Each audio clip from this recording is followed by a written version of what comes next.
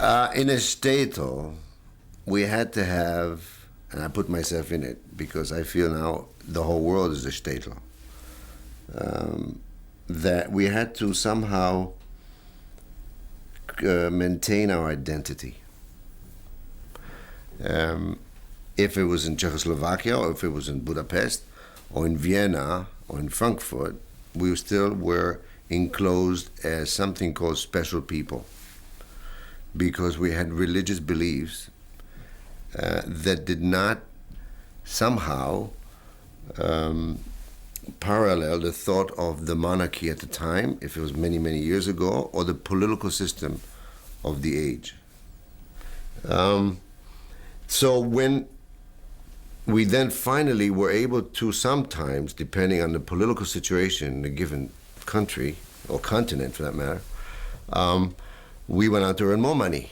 And the way to do it was mainly with a small instrument, mostly the violin. And I think we probably work at it harder than anyone else, because we still have to identify ourselves as a people. Why has German music been the cornerstone of Western musical expression for more than 200 years? Because it's perfect. It's symmetry. Perfect symmetry. Is it also the content? The content of that symmetry, absolutely.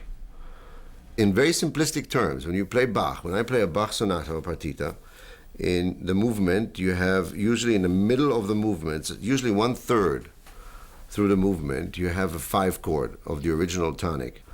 Now the 2/3 content coming up is really amazing.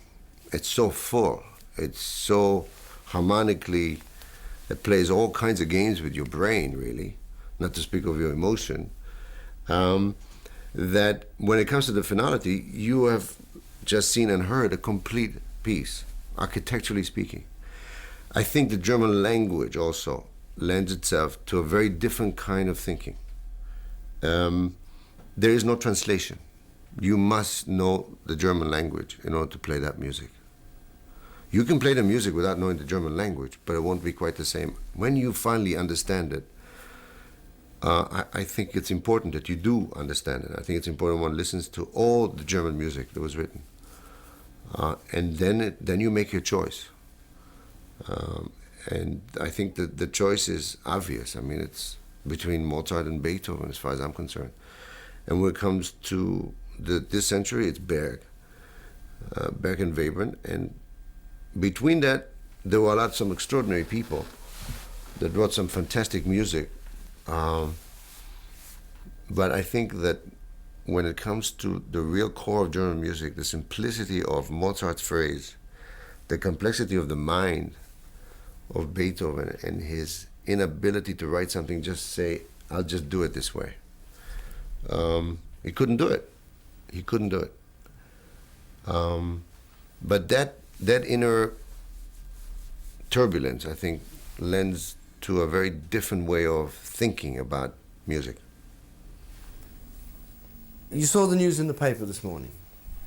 First of all, do you think Huberman was right when he instigated the boycott in the early days of the Palestine Orchestra, which became the Israel Philharmonic?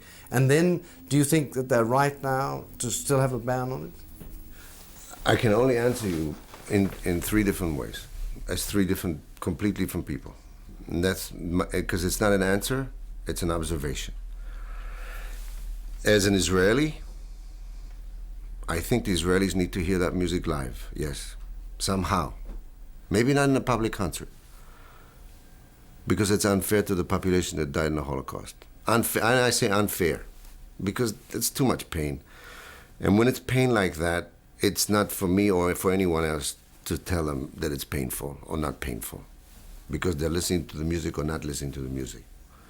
It's nobody's business, it's theirs, and they don't want, if they say it's too painful for me, so make it a private affair. Make it something that people should come as an education, as entertainment, but as Israelis.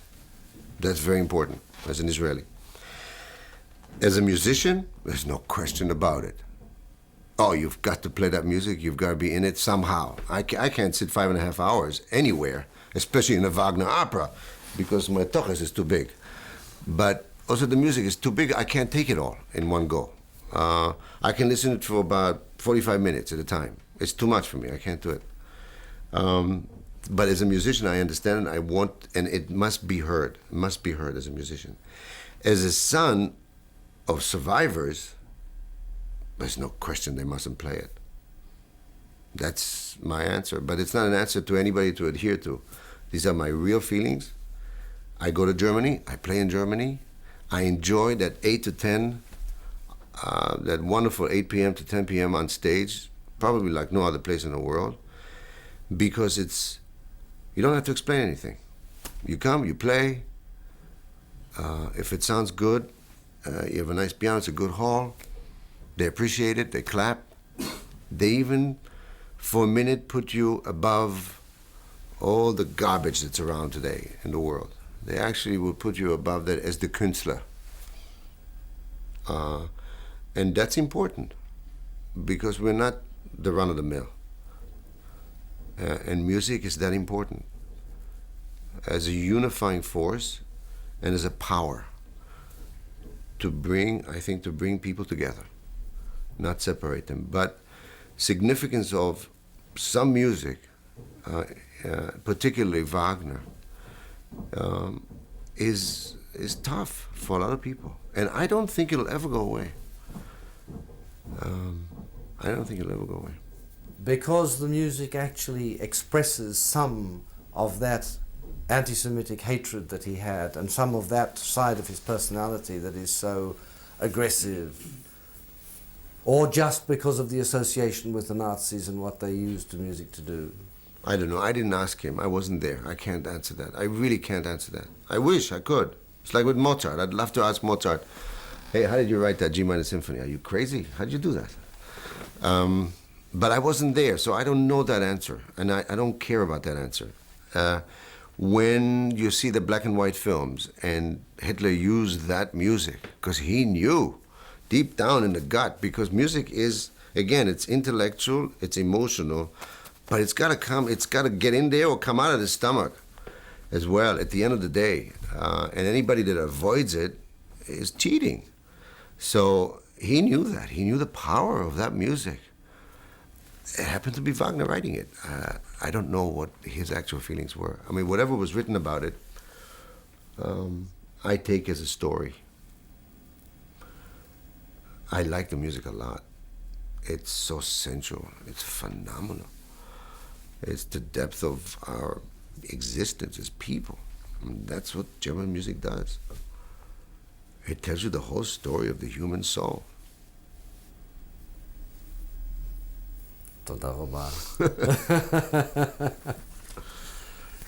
So, unless is something else that we should say? No, if I think about it, I'll call you.